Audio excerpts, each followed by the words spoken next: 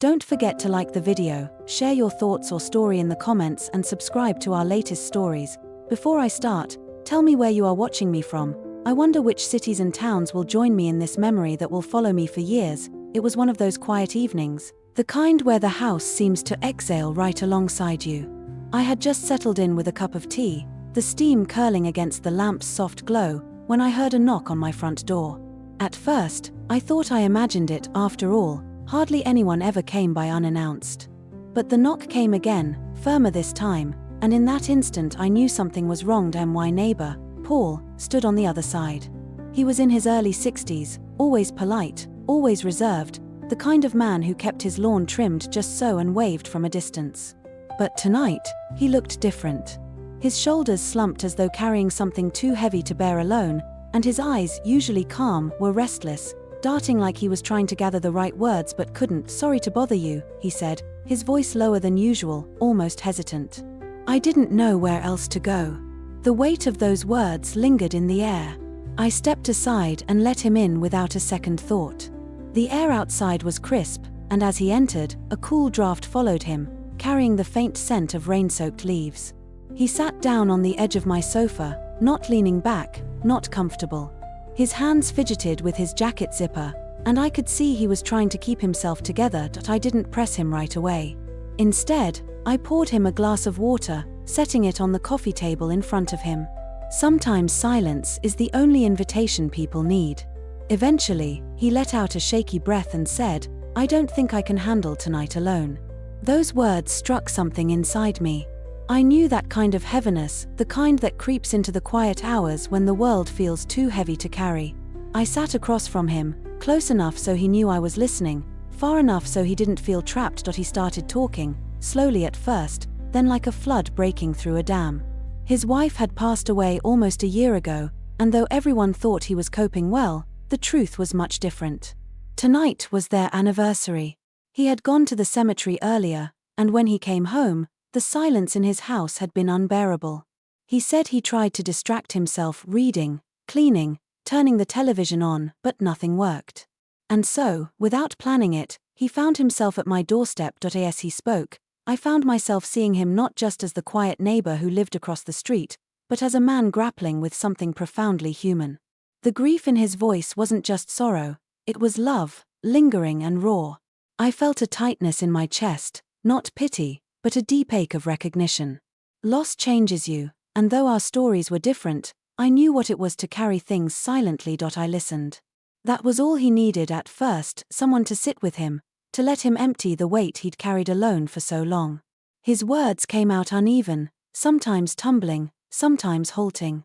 He told me about their first date, about how his wife used to sing while folding laundry, how he still caught himself turning to call her name out of habit. He laughed once, short and bitter, saying, "You'd think by now I'd have learned she's not there." The room felt thick with his memories, like he had opened a door and let them spill into my living room. I didn't interrupt. I only nodded, occasionally offering a soft word, letting him know I was there. At one point, he looked up at me with a searching expression. "Am I bothering you?" he asked. His voice cracked, and there was a kind of vulnerability in that moment that felt rare, almost sacred. "No," I said gently.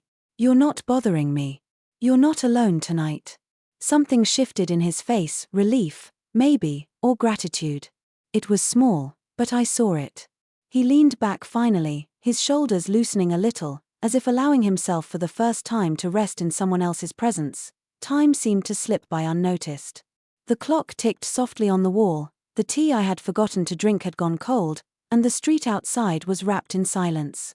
There was no grand gesture, no dramatic revelation, just two neighbors sitting in the glow of a lamp, finding comfort in the simplest thing. Connection. By the time he stood to leave, the heaviness in his eyes had softened. He thanked me not once, but twice, and when he stepped out into the cool night air, I felt something stir inside me. I realized how often we walk past each other, smiling politely, never knowing the depths of what someone carries inside. Tonight, that changed. As I closed the door, I lingered by it, my hand resting against the wood. His knock still echoed in my mind. I knew this wasn't the end of the story. Something had opened between us, something unexpected, but deeply human, and as I turned off the lamp and walked toward my room, I found myself whispering into the quiet. I knew something was wrong. The next morning, I found myself replaying the knock on my door, the way Paul had stood there in the dim porch light, carrying a weight too heavy for one person. I couldn't shake it from my mind. His words, his trembling voice, even the way he asked if he was bothering me, all of it had settled deep into my thoughts. I realized that sometimes, the smallest moments stay with us longer than we expect. I stepped outside with my coffee in hand, the air fresh with the scent of dew on grass. Across the street, Paul's house looked as it always did, curtains neat, garden trimmed, everything in order. Yet knowing what he carried made it feel different now. The house itself seemed too quiet, as though it was holding its breath. Later that afternoon, I saw him outside, trimming the hedges as if nothing had happened the night before. His posture was straighter, his movements deliberate, but his face carried a tiredness I recognized. I hesitated for a moment before walking over. "Morning," I called, raising my hand. He looked up, startled, and then offered a small smile. "Morning," he replied, wiping his forehead with the back of his glove. I stood by the fence that separated our yards, and for a moment, neither of us knew exactly what to say. It was strange how quickly silence could build a wall. Finally, I spoke. "I was glad you came over last night. You don't have to, go through that alone." His eyes softened, and he nodded slowly. "I don't usually ask for help," he admitted. "It's not easy for me. But thank you. I mean it." The honesty in his tone caught me off guard. It wasn't rehearsed, it wasn't polite small talk, it was raw, stripped down. I could feel something shift between us, like a curtain had been drawn back, revealing a part of him that few people had probably seen. Over the next few days, we began to speak more often. Not long conversations, not every day, but enough to notice. Sometimes it was while I watered the flowers on my porch, sometimes while he carried his mail inside. At first, our exchanges were light, about weather or errands, but then they slowly deepened. He told me about his morning walks, how he still followed the same path he and his wife once shared. He described how the smallest things, a song on the radio, the scent of coffee, could trigger a memory so vivid it felt like time had folded back on itself. One evening, he knocked again. This time, there was no hesitation in his knock, no edge of desperation, just a quiet request for company. I opened the door, and before either of us said much, I put the kettle on. The simple act of making tea felt like a ritual, something grounding. We sat in the living room, the lamp casting its familiar warm circle of light. He carried a photo album with him. I hadn't expected that. He placed it carefully on the table, brushing the cover with his hand before opening it. "I don't show this to many people," he said, his voice hushed, almost reverent. Page by page, he let me into his world. There she was, his wife, smiling in the sun, holding their dog, laughing with friends. The way he spoke about her was not just grief, it was love that hadn't diminished. His eyes shone as he shared their stories, and I could see how much she had meant to him. As he spoke, I listened, but I also noticed the way his hands trembled slightly as he turned the pages. At one point, he stopped, pressing his fingers gently on a photo where she was standing in a garden. His breath caught, and he said quietly, "She loved these flowers. I've tried to keep them alive, but they never look the same." The vulnerability of that moment was striking. Here was a man who had spent his life holding things together, and now he was allowing someone else to witness the cracks. I reached over, resting my hand lightly on the edge of the album, not on his hand, not too close, but enough to let him know I was present, that I wasn't going anywhere. He looked at me then, really looked, and there was a silence between us that felt full, not empty. That night ended quietly. He closed the album, thanked me again, and as he left, he said something that stayed with me long after the door closed. "I didn't think anyone would want to hear these stories anymore." I whispered back to the empty room, "I do." In the days that followed, I realized that what had begun as a knock on my door was turning into something larger. It wasn't romance, it wasn't obligation, it was something rooted in respect, in being seen and heard.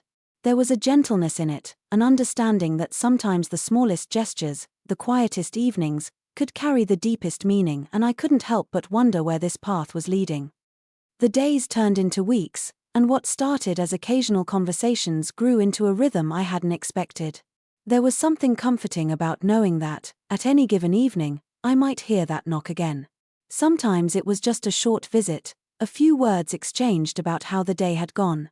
Other times, it was longer, sitting together in the soft glow of the lamp, sharing silences that no longer felt awkward, but rather like old friends who didn't need to fill every moment with words. One evening, as autumn deepened and the nights grew cooler, Paul invited me over to his house for the first time. I had passed his porch 1,000 times, but stepping through the door felt different. The scent of polished wood and faint traces of old books met me, mingled with something warmer, the smell of stew simmering in the kitchen. "I tried my hand at cooking tonight," he said with a small smile, almost shy. "It's been a while since I cooked for anyone else." The table was set neatly, 2 plates, 2 glasses of water, and a bowl of fresh bread in the center. It was simple, but I felt the care behind every detail.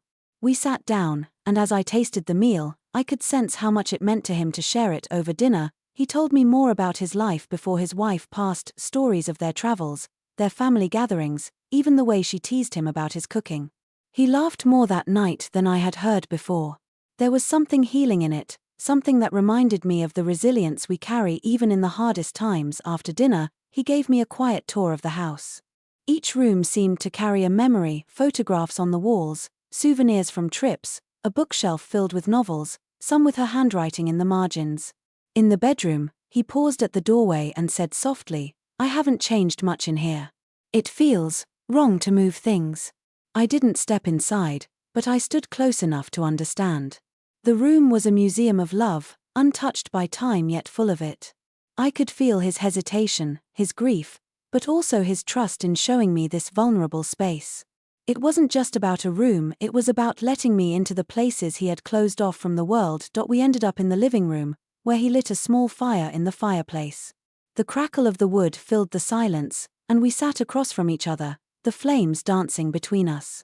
There was a softness in his expression, a quiet gratitude that didn't need words. At one point, he leaned back and said, "It's strange.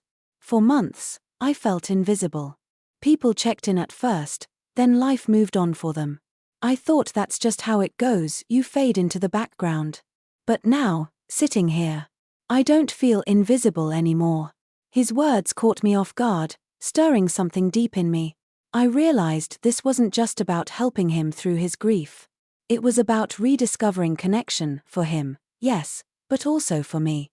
I had lived much of my own life keeping certain parts of myself hidden, convinced they didn't matter anymore. But in listening to him, in sharing these moments, I began to feel seen too. When the evening drew to a close, I stood to leave, but he stopped me at the door. "Thank you," he said, his voice steady but soft. "Not just for tonight, but for reminding me what it feels like to be heard." Walking back to my house under the autumn sky, I felt a shift inside me.